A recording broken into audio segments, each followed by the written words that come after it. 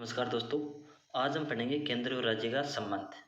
जो टोटल है 50 MCQ questions है जो मोस्ट इम्पोर्टेंट है और मैं AI बेस्ड क्वेश्चंस है जो स्मार्ट तरीके से पढ़ाता हूँ। ठीक है दोस्तों, केंद्र और राज्य टॉपिक से जो भी क्वेश्चंस बनते हैं वो आज टोटल आपको मैं 50 क्वेश्चंस कराऊंगा, तो आप देख लेना एक बार क्लास को। ठीक है, और अगर किसी भी प्रकार को आपको इसमें गलती लगे या कुछ समझ में ना आए तो आप कमेंट ज़रूर कर देना दोस्त। मैं अगले वीडियो में वो गलती नहीं करूँगा और सुधारने की कोशिश करूँगा। ठीक है दोस्तों, तो फिर चलते हैं क्लास में हम डायरेक्ट, क्योंकि ज़्यादा बताऊँगा तो फिर टाइम वेस्ट होगा आपका, और टाइम है आज के टाइम में बहुत इम्पोर्टेंट। ठीक है दोस्तों, तो आज का फर्स्ट क्वेश्चन है केंद्र और राज्य संबंधों का वर्णन संविधान के किस भाग में दोस्तों। तो वो भाग है 11 में। ठीक है, भाग 11 में, बी ऑप्शन करेक्ट। केंद्र और राज्य का संबंध मुख्यतः कितने प्रकार के हैं। केंद्र और राज्य का जो संबंध है ना मुख्यतः कितने प्रकार के हैं, तो वो है 3 प्रकार के दोस्तों। अगर किसी भाई को पता है तो वो कमेंट में ज़रूर करना कि वो कौन से 3 प्रकार है। ठीक है दोस्तों, अब 3 नंबर क्वेश्चन है विधायी संबंध किस अनुच्छेद से शुरू होते हैं। जो विधायी संबंध है ना वो किस आर्टिकल से शुरू होते हैं, तो होते हैं आर्टिकल 245। संघ और राज्य के बीच एक सेकंड दोस्तों। संघ और राज्य के बीच विषयों का विभाजन किस अनुसूची में है, तो वह 7वीं अनुसूची में। अब 5 नंबर क्वेश्चन है 7वीं अनुसूची में कितनी सूचियाँ हैं दोस्तों, बताना। 7वीं अनुसूची में कितनी सूचियाँ हैं, तो वह 3।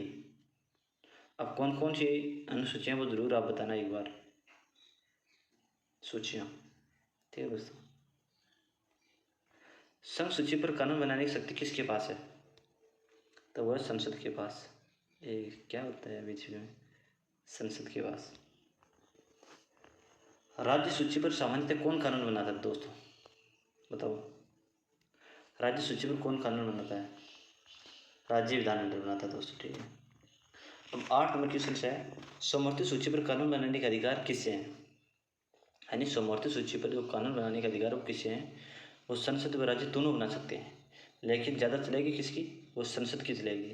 यानी जो केंद्र में जो कानून बनता है ना उसकी ज़्यादा चलती है दोस्तों। ठीक है, अब 9 नंबर क्वेश्चन है अवशिष्ट शक्तियाँ किसके पास है, तो अवशिष्ट शक्तियाँ होती है संसद के पास केवल।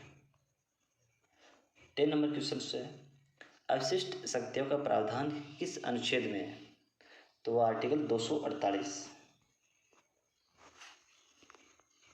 एक सेकंड। राष्ट्रीय हित में राज्य सूची पर जो संसद कानून बना सकती है वह किस अनुच्छेद में है। यानी राष्ट्रीय हित में राज्य सूची पर संसद कानून बना सकती है, ये किस अनुच्छेद में, 249 में दोस्तों। ठीक है, 12 नंबर क्वेश्चन है अनुच्छेद 249 के तहत प्रस्ताव कौन पारित करता है दोस्तों, तो इसका राइट आंसर होगा राज्यसभा। आपातकाल के दौरान राज्य सूची पर संसद की शक्ति किस अनुच्छेद में है, यानी किस अनुच्छेद में, वो 250। 2 या 2 से अधिक राज्यों की सहमति से संसद राज्य सूची पर कानून किस अनुच्छेद के तहत बना सकती है, तो अनुच्छेद 252। अंतर्राष्ट्रीय संधियों को लागू करने के लिए संसद कानून किस अनुच्छेद के तहत बना सकती है, वो अनुच्छेद 253। समवर्ती सूची में केंद्र और राज्य कानून में टकराव होने पर सामान्यतः किसका कानून प्रभावित है, वो केंद्र का। ठीक है दोस्तों, मैंने ऊपर पहले भी बताया था आपको कि समवर्ती सूची में मतलब जो संसद कानून आती है या फिर राज्य कानून, तो संसद का चलता है, तो मतलब केंद्र का कानून चलता है। 17 नंबर क्वेश्चन, केंद्र और राज्य कानूनों के टकराव से संबंधित कौन सा अनुच्छेद है, अनुच्छेद 254। प्रशासनिक संबंधों का प्रारंभ किस अनुच्छेद से होता है, अनुच्छेद 256। 19 नंबर क्वेश्चन है केंद्र द्वारा राज्यों को जो निर्देश देने का जो प्रावधान है ना वो किस अनुच्छेद में है, वो अनुच्छेद 256 है। अब 20 नंबर क्वेश्चन है दोस्तों राज्यों की कार्यपालिका शक्ति का प्रयोग किस प्रकार होने चाहिए दोस्तों, यानी किस प्रकार होना चाहिए, तो वो है केंद्र के कानून का पालन सुनिश्चित करते हुए दोस्तों। ठीक है दोस्तों, तो दोस्तों अब मैं आपको एक बात बताना चाहता हूँ कि अगर आपको वीडियो पसंद आए तो आप लाइक और सब्सक्राइब जरूर करना दोस्तों, क्योंकि दोस्तों अगर आप सब्सक्राइब नहीं करोगे तो आपको नेक्स्ट जो आने वाला वीडियो है यानी क्लास वो आपको नहीं मिलेगी, और नहीं मिलने के पर फिर आप पढ़ोगे कैसे।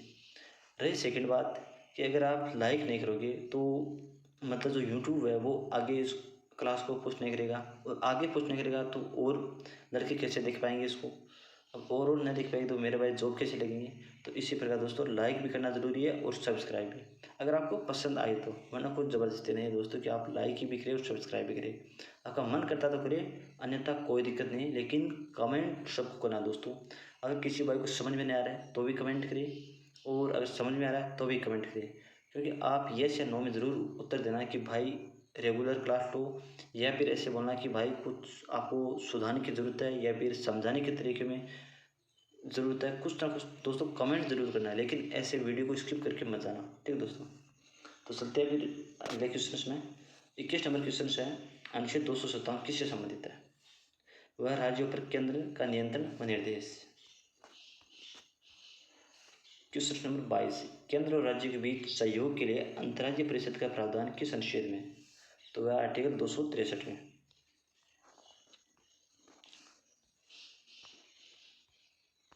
अंतर्राज्यीय परिषद की स्थापना कौन कर सकता है? एक सेकेंड, अंतर्राज्यीय परिषद की जो स्थापना है वो कौन कर सकता है? तो वो राष्ट्रपति करेंगे, ठीक है। अंतर्राज्यीय नदी जल विवाद किस अनुच्छेद से संबंधित है? तो अनुच्छेद 262। वित्तीय संबंधों का जो प्रमुख भाग है वो किस आर्टिकल से शुरू होता है? वो आर्टिकल 268 से रिलेटेड शुरू होता है। वित्त आयोग का प्रावधान किस अनुच्छेद में? तो वो 280 में। वित्त आयोग का गठन कौन करता है? तो वो राष्ट्रपति करता है। वित्त आयोग सामान्य कितने अंतराल पर गठित किया जाता है, यानी कितने अंतराल पर? 5 वर्ष के अंतराल पर। वित्त आयोग किस प्रकार का निकाय है? वो एक संवैधानिक निकाय है दोस्तों। केंद्र राज्य को अनुदान देने का प्रावधान किस अनुच्छेद में दोस्तों? यानी केंद्र द्वारा राज्य को जो अनुदान देने का जो प्रावधान किस अनुच्छेद में? अनुच्छेद 275 में। भारत की जो संचित निधि से अनुदान किसके लिए दिया जाता है? वो राज्य को सहायता के लिए, यानी राज्य के काम के लिए भारत की संचित निधि से अनुदान दिया जाता है दोस्तों। जीएसटी से संबंधित जो संवैधानिक प्रावधान है वो किस अनुच्छेद में है? अनुच्छेद 246A में। जीएसटी परिषद का जो प्रावधान है वो किस अनुच्छेद में है? 279A। 279A। जीएसटी परिषद का देख सकता वो होता है केंद्रीय वित्त मंत्री। तो दोस्तों आप कमेंट जरूर करें कि अभी प्रेजेंट टाइम में केंद्रीय वित्त मंत्री कौन है? केंद्र राज्य वित्तीय संबंधों में वित्त आयोग की भूमिका क्या होती है? यानी केंद्र और राज्य के जो वित्तीय संबंधों ने पैसे के लेन देन में वित्त आयोग की भूमिका क्या होती है? करों के बंटवारे की सिफारिश करना, है ना, तो करों के जो बंटवारे की जो सिफारिश करना। अंतर्राज्यीय व्यापार और वाणिज्य से संबंधित प्रावधान किस भाग में है? बताओ दोस्तों। तो भाग 13 में, ठीक दोस्तों, भाग 13 में। भारत के राज्य क्षेत्र में व्यापार और वाणिज्य की स्वतंत्रता किस अनुच्छेद में है? तो अनुच्छेद 301 में। संसद सार्वजनिक हित में व्यापार पर प्रतिबंध लगा सकती है, ये किस अनुच्छेद में है? अनुच्छेद 302 में।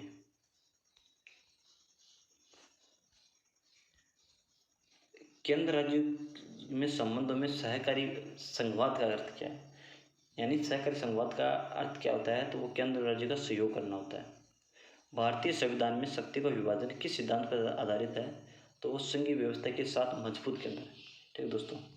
तो दोस्तों 40 क्वेश्चन तो आपको मैंने करा दिए, अब 10 क्वेश्चन और बचे हैं।